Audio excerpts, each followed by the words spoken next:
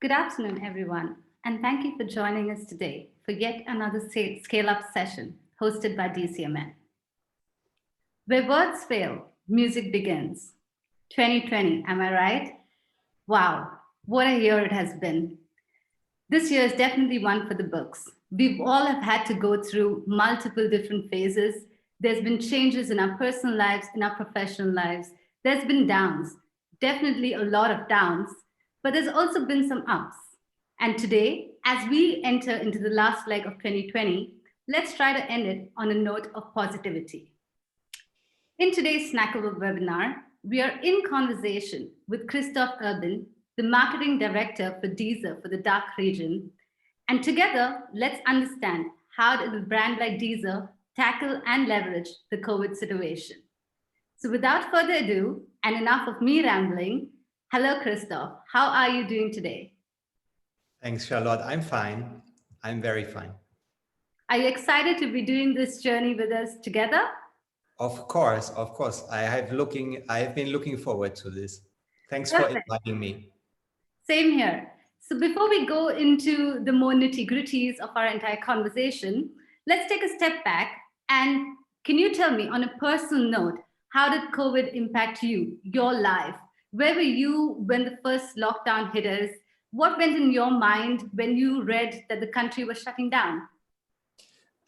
Yes, I think it all hit us by surprise, everybody, and we were a bit naive, I think, in Europe, not understanding what a pandemic really is and how it affects our situation. So my story was that the week before we have been sent home on Friday the 13th in the Deezer office here, where I'm sitting now alone. I was on a football match in Manchester, enjoying Manchester City versus Manchester United, because Deezer has been a sponsor of Manchester United, and we invited some clients. And 1 week later, like, the whole world changed completely. Oh, wow. I'm at least happy for you that you got to see a Manchester derby before going into lockdown. Yes. So again, before we go deeper into the COVID situation, let's take a tiny step back. And can you tell us, in an ideal situation where, let's say, COVID did not exist, where was Deezer at? What was your marketing positioning like? What were your marketing plans? Just give us a tiny bit of details. Of course. So as you probably know, Deezer is a privately held company and the smallest of the big music streaming players globally.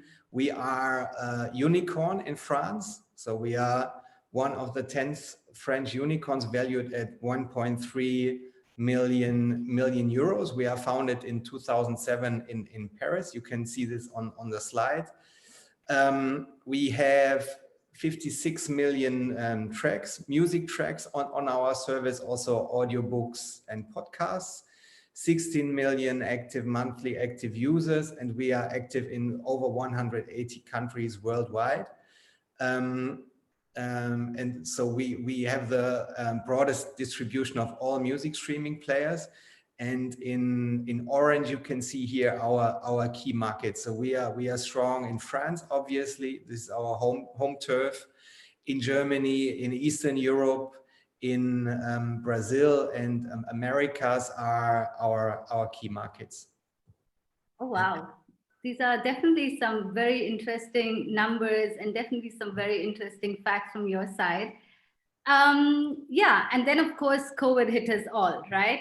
Now, I understand as a subscription-based platform, you do make a certain chunk of revenue from advertisers who place advertisements onto the streaming platform. And of course, what we do know, and also what we know from our experience with the first lockdown, one of the first things that usually get cut down is marketing budgets. So how did that impact you guys and also in Deezer? Exactly. I mean, the thing is that you said it fully correct. We also have an advertising business for ourselves. So our free customers get served ads. And at the beginning, what happened is that many advertisers cut cut these advertising spend on mobile. So we were hit hard in the first weeks and months.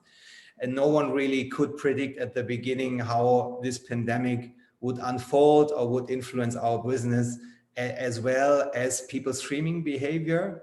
So of course, we ourselves had to cut our marketing budget also drastically, because our senior management says we have to be prepared, of course, in a case of worldwide recession.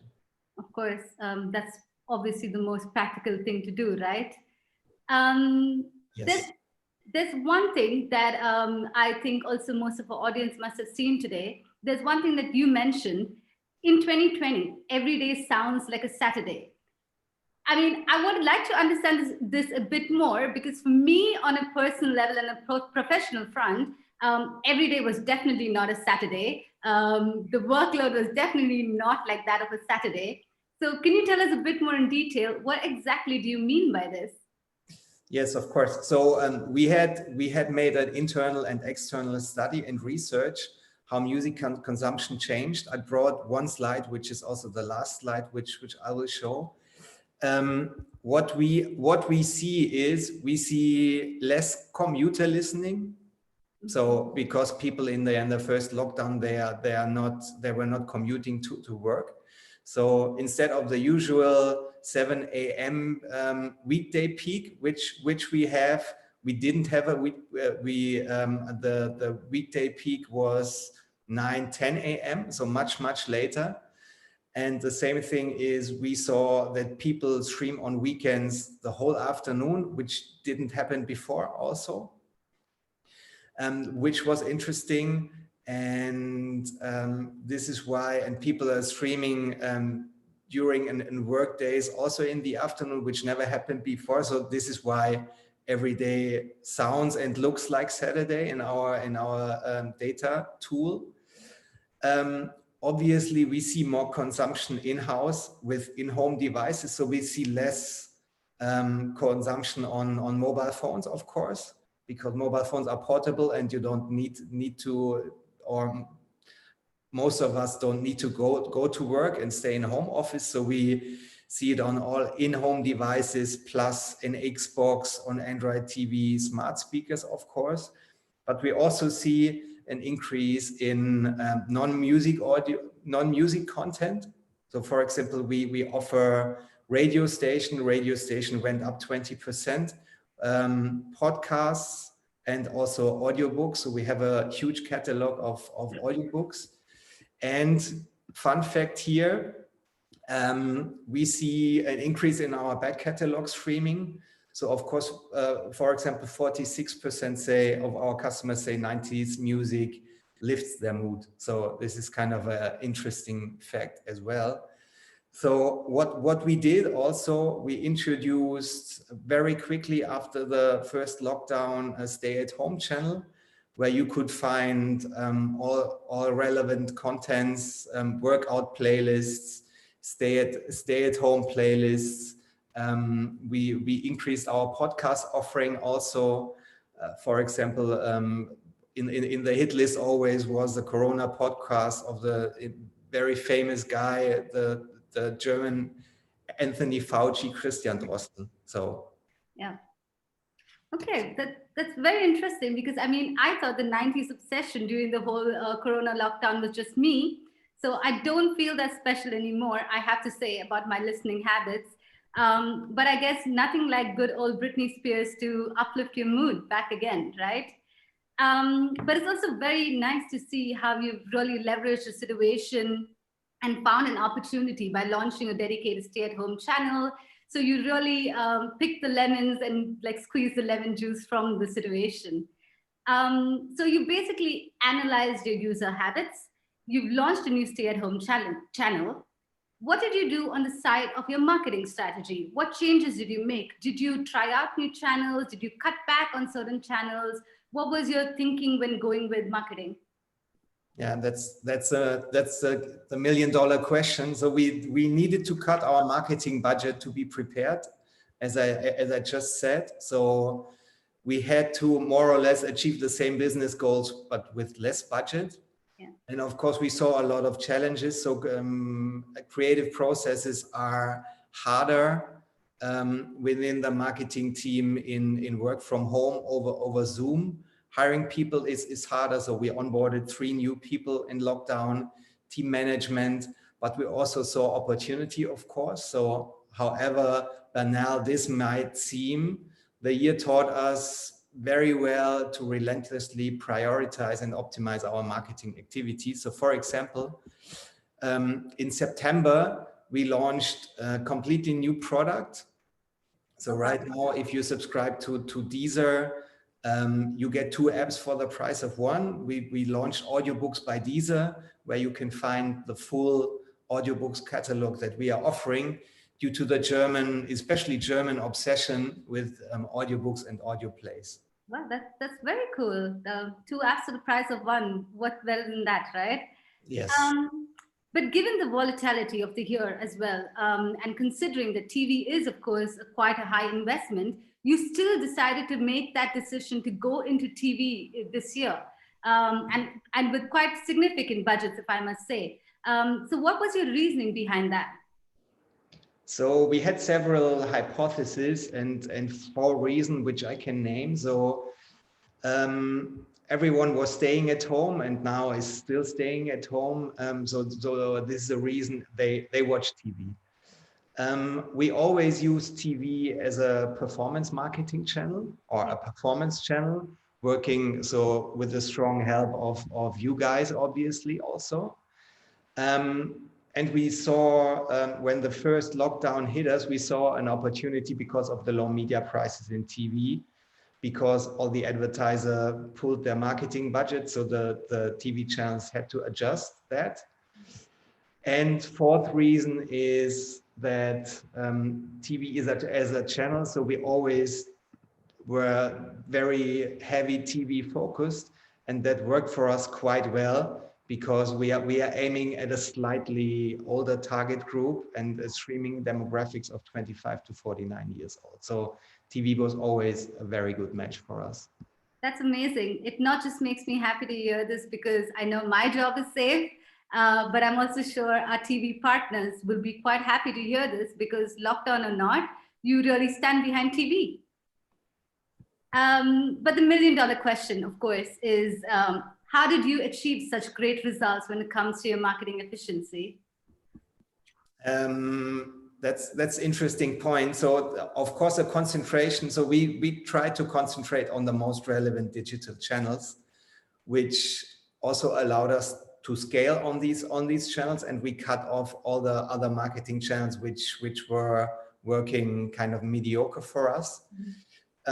But also ultimate focus on conversion funnel stages. So selling subscriptions, selling try and buy subscriptions. We implemented a lot of changes also to our customer journey. For example, we stopped our so-called mobile trial. So everybody who downloaded our mobile app got automatically a mobile trial, 14 days to use Deezer Premium for free, which always confused users. So we stopped that. Okay. And I think it also helped. We had a huge brand campaign where we introduced our new slogan, Deezer Dear Deins, also in Q4 2019, which gave us a huge push throughout H1. Very interesting. That's extremely nice to hear. And I love the slogan, Deezer Dear Deins. We do have, of course, a little bit of a burning question. So we're now back to entering a new lockdown come tomorrow in Germany. Which of course means no more retail, and retail therapy is the one thing that kept me sane during the lockdown. But tell me, Christoph, how do you see this impacting you for the rest of the year? Well, I swear this is a coincidence. As you know, we just started a new TV flight on December 10th, but we were not planning with a second lockdown, of course. And this will last until mid-January. So I hope mid-January it's all over then. So people go out and leave their TV sets. Yeah. In Q1, we are currently working on a broader campaign with our audiobook app, which is working quite well for us with a larger campaign. and we soft launched the audiobook app back in September, and now, as I said, we are planning a bigger campaign. Okay. So this will hit us in January, February, after the Christmas break. Perfect. I mean, I think you should really consider switching careers, because you basically planned your two campaigns right at the time when we have the two lockdowns. So that's amazing. And I hope it's as successful as the first TV campaign during the first lockdown. Okay, so as a person who works in offline marketing and with TV, I absolutely love looking at TV ads. That does not mean I put on my TV and just look at TV ads all day. Maybe I do. But I absolutely love looking on YouTube with different ads that make me feel warm and fuzzy in my heart. And there was one campaign from Deezer this year that did that to me. It featured two of my favorites, the alpacas and Cluzo. So I want to ask you on that note, what's in store for 2021, Christoph? Do we see more alpacas? But also on a more serious note, what do you predict your business would look like once the pandemic is over? Unfortunately, I think you won't see more alpacas from us, but we also like the alpacas very much. So they were amazing. Because of the pandemic, the interesting thing is we see kind of a catalyst effect. So we see tectonic shifts in media usage and consumption. Mm-hmm. So new media usage where habits were formed during the lockdown, and not only during the lockdown, throughout the last year, basically. Yeah. We see this happening in music streaming, but we see this, of course, happening also in video streaming. And I think everybody can agree here. And we see, when we look past, once these habits are formed, so we also, every app is trying to form habits, of course, and app usage, there's no going back anymore to habits prior. So especially when people enjoy a superior product, which we have, mm-hmm. and customer experience, and this in case with music streaming, of course. And we think that we have a superior product, of course, to any other music streaming company, and also to listening to radio. We have it on our app, to listening to CDs with our big catalog. So wow, that's very interesting, and that's definitely, I mean, the future is definitely digital, right? So these are definitely on the right path. I guess so, yes. Yeah. So of course, one last question from my side before we take some audience questions. For Deezer and for you, what has been the biggest learning in terms of marketing that you will take with you into 2021? Well, so as the smallest of the largest, or of the bigger players, we have to be the most agile and flexible in marketing. And for us, music is the whole product. So it's not a feature to sell more hardware or to sell more toilet paper, for example. We always try to improve. We never stay still, and we cannot stay still, and we always question the current setup in terms of product onboarding, our offer structure, and all our marketing channels. Amazing. And on a personal note, Christoph, do you take anything into 2021? Yes, so I mean, it's like I said, it's all about habit creation, right? So I love sports, but I haven't been able, because I'm also lazy, to do sports before work. But from the beginning of the pandemic, my wife and I decided to do a 30-minute workout, or we go running every morning. And I can say it really makes a huge difference. And hopefully this pandemic ends soon, and hopefully we can still keep that habit throughout the next years, let's say. Perfect. I wish you luck in that. And we do have some questions from the audience. So I'm just going to read out a couple, because of course we do have a little bit of a time constraint, so we might not be able to go through everything. But here we go. How did Deezer take care of its company culture during this tumultuous year? Well, that's an interesting question. So as you know, we are a French company. In terms of company culture, we had like a weekly all hands meeting. This is now a weekly coffee meeting which we do via Zoom. So Deezer is famous for their parties. So unfortunately, we had a Zoom Christmas party, so that it was funny also, but I mean it's not the same, of course. And what we did, so within the marketing team, and I hear it that other teams did it as well. So we had kind of a daily stand-up where we also are talking about like private stuff, and everybody had to present their favorite music, their favorite podcasts, their favorite anything. We were looking at childhood photos. So we have seen a lot throughout the last 9 months. Definitely for sure. We've seen the same stuff even at DCMN, and I have to say though, it is really nice. It definitely brings out the culture a bit more. We do have another question. So is there any new branding channel that you've tried out this year and that you will keep for your future marketing activities? That's an interesting question. I mean, we always have been looking into digital branding also, and digital branding on video streaming channels. So for example, YouTube. I think we were looking more into these branding channels. So we intensified, and we are currently trying out digital out of home on train stations. So just in December for our new Christmas album campaign. Yeah. Yes. So that's basically it. Okay. That's really cool. So I'm going to at least stroll past the train stations to look at the digital out of home, if not anything else.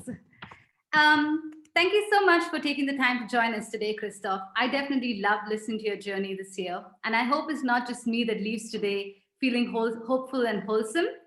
Before we end, though, a little birdie told me that Deezer supports a lot of local artists. And therefore, I cannot let you go without you sharing 3 of your top 3 artist recommendations. Okay, so the first one is really local, as I just mentioned. Currently streaming is our exclusive, our first Deezer original music production in Germany, which is amazing. And I encourage everybody streaming it. It is called So klingt Weihnachten. This is how Christmas sounds like. And we have 10 German artists recorded their favorite Christmas songs for us. So to name some of them, we have Frieda Gold, we have Pohlmann, we have Stefanie Heinzmann. So this is really something which we are very proud of also. To support also the local musicians, of course. Looking forward to January, not German artists, but I'm looking forward to the new album release of Passenger in January. Yeah. And my favorite podcast, which I try to stream 2 times a week because it's 2 episodes per week, is a business podcast about US tech called Pivot by Kara Swisher and Scott Galloway, which is a genius. So I can really recommend that one. Great. I'm definitely going to tune into that podcast. And I don't mean to sound like a marketer right now, but last Friday I did listen to the So klingt Weihnachten album. And I have to say, it gave me all the Christmas feels. So I encourage you as well, all of the audience tuned in, you should definitely give it a listen. Amazing. Thank you once again, Christoph. And thank you everyone who joined today. I hope you enjoyed the session as much as I did. From DCMN, from Deezer, I wish you all a merry festive season filled with love, positivity, and stay tuned for our next SCALEup event with Babel in the next year. Thank you, Charlotte. Thank you. Bye-bye. Bye-bye.